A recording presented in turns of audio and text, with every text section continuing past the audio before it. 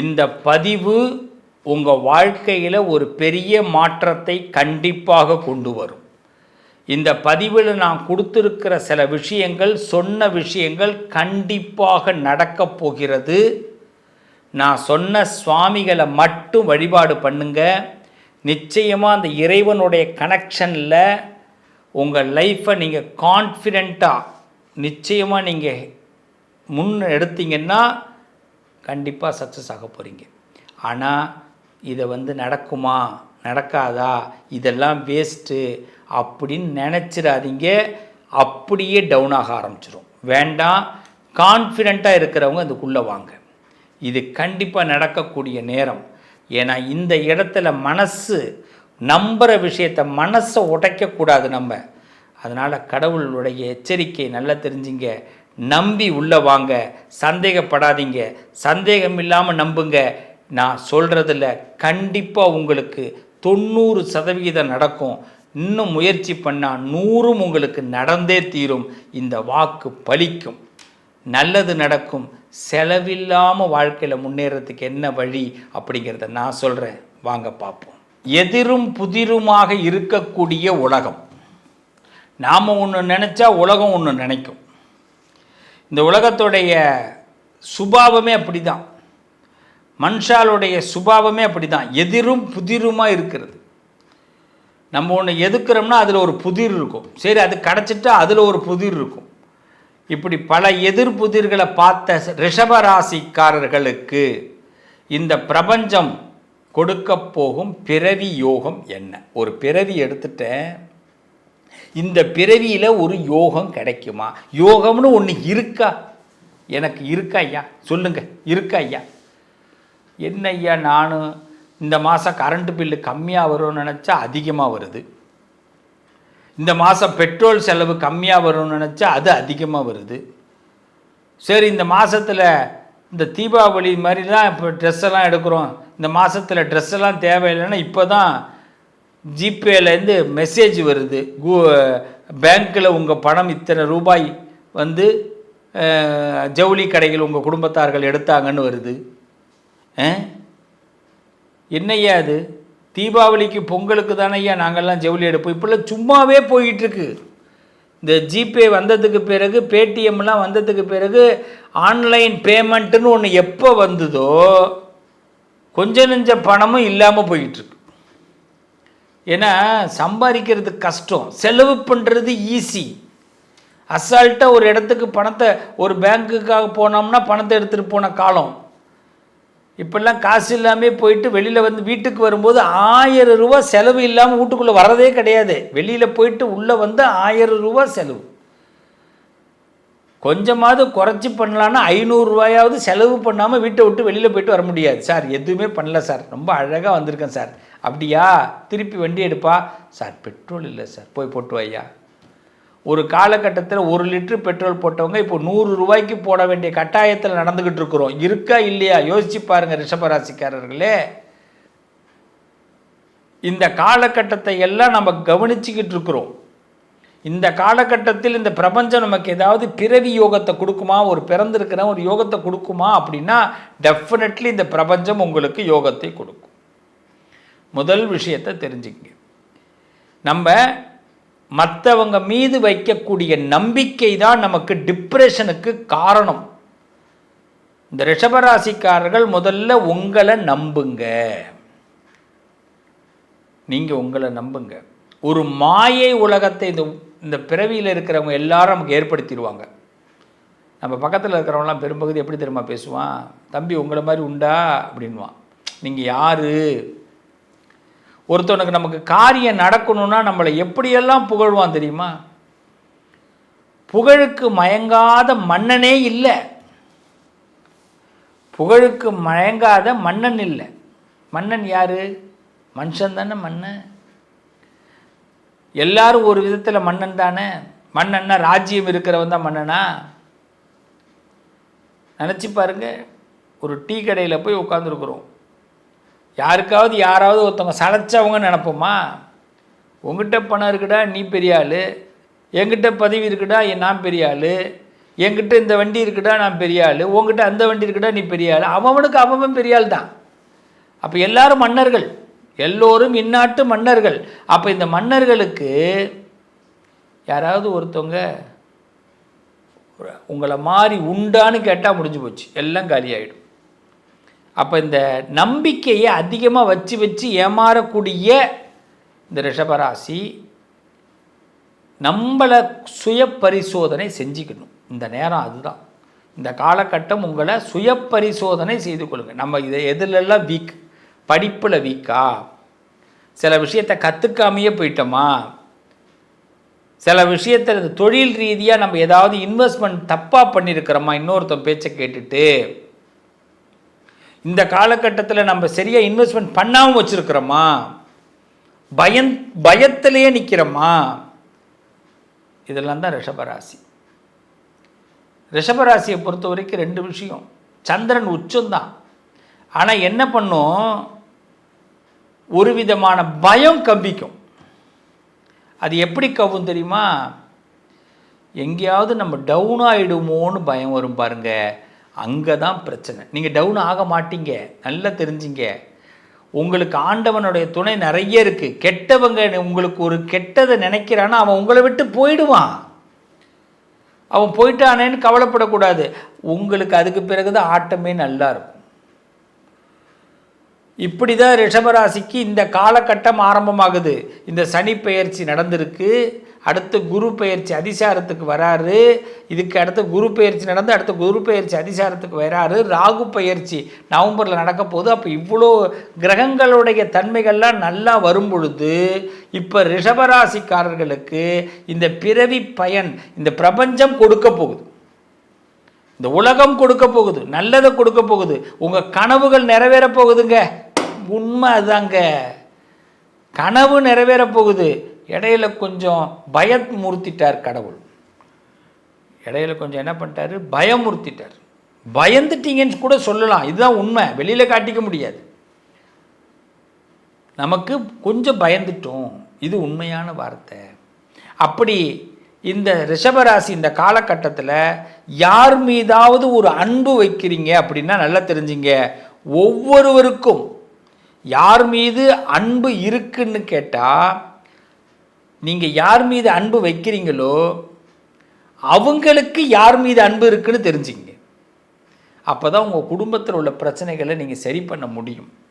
அவங்க என்ன ஆசைப்படுறாங்கன்னு தெரிஞ்சிங்க, அப்போ தான் உங்கள் குடும்பத்தில் உள்ள பிரச்சனைகளை சரி பண்ண முடியும். அப்போ தான் இந்த பிரபஞ்சம் கொடுக்குற பிறவி யோகத்தை அடைய முடியும். அப்படி இந்த கிரக மாற்றங்கள், இந்த ஒருத்தவங்க மனசை புரிஞ்சிக்கிறதுனால வரக்கூடிய விஷயம், யார் மீது ரொம்ப நம்பிக்கை வைக்காமல் நீங்கள் சுய பரிசோதனை பண்ணுறதுனால உங்களுக்கு நடக்க போகிறது என்ன தெரியுமா, பதவி உயர்வுக்கான அறிவிப்பு உங்களுக்கு வரும். உங்களுக்கு பதவி உயர்வுக்கான அறிவிப்பு வரும், வாய்ப்பு கிடைக்கும். 1. 2வது, உங்களுடைய காலகட்டப்படி பார்த்தீங்கன்னா இந்த நேரத்தில் தொழிலில் நீங்கள் முன்னேற்றத்தை, புதிய முன்னேற்றத்தை, புதிய உச்சத்தை அடைவீர்கள். இதான் கெட்டவன்லாம் போடுவான்றேன், கெட்டவன்லாம் நம்மளை விட்டு விலகிடுவோம். கடன் சுமை குறைய தொடங்கும். ஐயா நெஞ்சில் பாலை வாத்திய அப்படி இப்படி நீங்கள் நினைப்பீங்க, இதான் உண்மை. கடன் சுமை குறை, சேமிப்பு அதிகரிக்கும், உங்கள் வீட்டில் சுப நிகழ்ச்சிகள் நடக்கும், உடல் நலங்களில் நல்ல மேம்படு, உங்களுடைய சூழ்நிலைகள் மாறும், மன அழுத்தம் குறையும், டிப்ரெஷன் டோட்டலி இப்போ நீங்கள் ரிலீஃப் ஆவீங்க, எதிர்பாராத உதவி கிடைக்கப் போகிறது, உங்களுக்கு பயணம் மூலமாக நல்ல தகவல் வரப்போகிறது, உங்களுடைய லைஃப்பில் எஜுகேஷன் சம்பந்தமான விஷயங்களில் வெற்றி கிடைக்கப் போகுது. இது கண்டிப்பாக ரிஷபராசிக்கு நடந்தே தீரும். இந்த பிரபஞ்சம் கொடுக்கும். இதுக்கு என்னென்ன பண்ணணும், இது ஒரு சிம்பிளாக நான் சொல்கிறேன். உங்களுக்கு பதவி உயர்வுகள் ஏற்படணும் அப்படின்னு ஆசைப்பட்டால் லக்ஷ்மி ஹயக்ரீவரை வெள்ளிக்கிழமையில் நீங்கள் ஒரு 10 ஏலக்காய், ஒரு 11 ஏலக்காய் வச்சு சுவாமிகிட்ட ஏலக்காய் மாலை போடலாம், இல்லை ஏலக்காவை 11 ஏலக்காய் பாதத்தில் வச்சு அர்ச்சனை பண்ணி அந்த ஏலக்காவை சுவாமிகிட்ட அர்ப்பணிப்பு கொடுங்க, பதவி உயர்வு கிடைக்கும். தொழில் முன்னேற்றம், புதிய தொழிலில் முன்னேற்றம் ஏற்படணும் அப்படின்னா நீங்கள் விநாயகருக்கு 11 சூரத்தேங்காய் உடைங்க. உங்கள் கடன் சுமை குறைய வேண்டும் அப்படின்னு சொன்னால் கால பைரவருக்கு செவ்வாய்க்கிழமை கால பைரவருக்கு 2 நெய் தீபம் போட்டு வாங்க. தேய்பிறை அஷ்டமியில் மிளகு தீபம் போட்டு வாங்க. உங்கள் சேமிப்பு அதிகரிக்கணும் அப்படின்னா உங்கள் வீட்டில் மகாலட்சுமி வழிபாடு பண்ணுங்கள். உங்கள் வீட்டு பீரோவில் நீங்கள் கேஷ் வச்சுருக்கிற இடத்துல இந்த நகைக்கடையிலலாம் பார்த்தீங்கன்னா நகை டப்பாவில் ஒரு ரோஸ் கலரில் ஒன்று கொடுப்பாங்க, அதை வைங்க, இந்த பேப்பர். அடுத்து உங்கள் வீட்டில் சுப நிகழ்ச்சி நடக்கணும் அப்படின்னா நீங்கள் வெள்ளிக்கிழமை மாவிளை தோரணம் கட்டுங்க. சீக்கிரம் உங்களுக்கு வீட்டில் சுப நிகழ்ச்சி நடக்கும். உடல் நலம் நல்ல மேம்படணும் அப்படின்னா தன்வந்திரி பகவானை உங்கள் நட்சத்திரத்தன்னைக்கு வழிபாடு பண்ணுங்க. அவருடைய காயத்ரி மந்திரம் 11 தடவை சொல்லி உங்கள் நட்சத்திரத்தன்னைக்கு தன்வந்திரி பகவானை ஒரு தீபம் போட்டு வழிபாடு பண்ணுங்க. மன அழுத்தம், டிப்ரெஷன் குறையணும்னா ஹனுமாரை கும்பிடுங்க. ஆஞ்சநேயரை நீங்கள் வழிபாடு பண்ணுங்க. சனிக்கிழமைகளை எதிர்பாராத உதவிகள் உங்களுக்கு கிடைக்கணும், நான் நினைக்கிற விஷயத்தில் என்னை டவுன் ஆகிடக்கூடாதுன்னு நினச்சிங்க அப்படின்னா பெருமாளை சேவிங்க. இதை விட கடைசியாக ஒன்று சொல்கிறேன், பயணத்தில் நல்ல முன்னேற்றம் கிடைக்கும், அதே மாதிரி கல்வியில் நல்ல முன்னேற்றம் கிடைக்கும் அப்படின்னும் போது நீங்கள் செய்ய வேண்டியது கருட பகவானை வழிபாடு செய்யுங்க. கல்வி சம்பந்தமாக கலைவாணி சரஸ்வதியை வழிபாடு செய்யுங்க. இதை மட்டும் தொடர்ந்து பண்ணுங்க. பாருங்கள், ரிஷபராசி பிள்ளைகளுக்கு உங்கள் கான்ஃபிடென்ட் லெவல் அதிகரிக்க போகுது. உங்களுக்கு ஒரு கமெண்டிங் பவர் உருவாக போகுது. இந்த பிரபஞ்சம் இந்த பிறவி யோகத்தை கொடுக்க போகிறது. எதிர்பார்ப்பது நல்லதை கொடுக்கும். நம்புங்க, நல்லது நடக்கும். மீண்டும் உங்களை அடுத்த பதிவில் சந்திக்கிறேன். இந்த அடுத்த பதிவை பொறுத்த வரைக்கும் என்னென்னா, என் உறவுகளே, உங்களுக்கு என்ன செய்தி வேணும் கமெண்ட் பாக்ஸில் கொடுங்க. என்ன சம்பந்தமாக நீங்கள் இந்த ரிஷபராசிக்காரர்கள் என்ன பதிவு எதிர்பார்க்குறீங்க எங்கிட்டேருந்து அப்படிங்கிறத கமெண்ட்டில் கொடுங்க. எத்தனை பேர் அதிகமான கமெண்ட் எதுக்கு நீங்கள் கொடுத்துருக்கீங்களோ அந்த பதிவு வரும் வாரங்களில் உங்களுக்கு நான் கொடுக்கிறேன். உங்களோடு பயணிக்கிறேன். நல்லது நடக்கும். வாழ்த்துக்கள். என் உறவுகள் அத்தனை பேருக்கும் அந்த அபிராமி தாய், நம்ம எல்லாம் வாழ வைக்கக்கூடிய அபிராமி தாய், கலையாத கல்வி, குறையாத வயது, கபடு பாராத நட்பு, கன்றாத வளமை, குன்றாத இளமை, கழுவினி இல்லாத உடல், சலியாத மனம், அன்பு, அகலாத உறவுகள், தவறாத சந்தானம், தாழாத கீர்த்தி, மாறாத வார்த்தை, தடைகள் வராத கொடை, தொலையாத நிதியம், கோணாத கோல், ஒரு துன்பமில்லாத நல்வாழ்வை என் அபிராமி தாய் பரிபூரணமாக அத்தனை உறவுகளுக்கும் கண்டிப்பாக கொடுப்பா. நம்பி நான் சொன்னதை தொடர்ந்து செஞ்சுட்டு வாங்க. நிழலாக அந்த அபிராமி உங்களோடு இருப்பால், நானும் உங்களோடு இருப்பேன். சகல செல்வங்களும் தரும் இமயகிரிராசதனையே. நான் சொல்கிறத திருப்பி சொல்லுங்கள். இந்த பதிவோடைய நோக்கம் இதுதான், ஆரம்பம். சகல செல்வங்களும் தரும் இமயகிரிராசதனையே. சொல்லுங்க.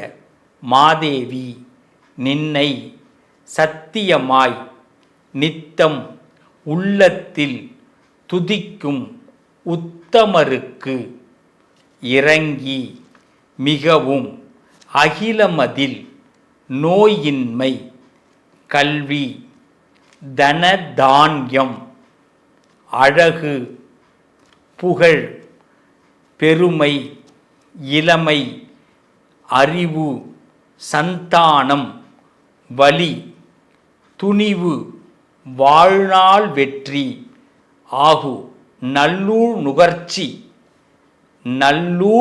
நுகர்ச்சி எஸ், அந்த இடம் புரியாது, அதுக்கு தான்.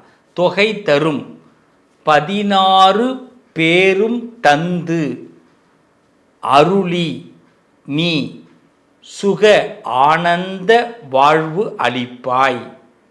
சுகிர்த குணசாலி. சொல்லுங்க.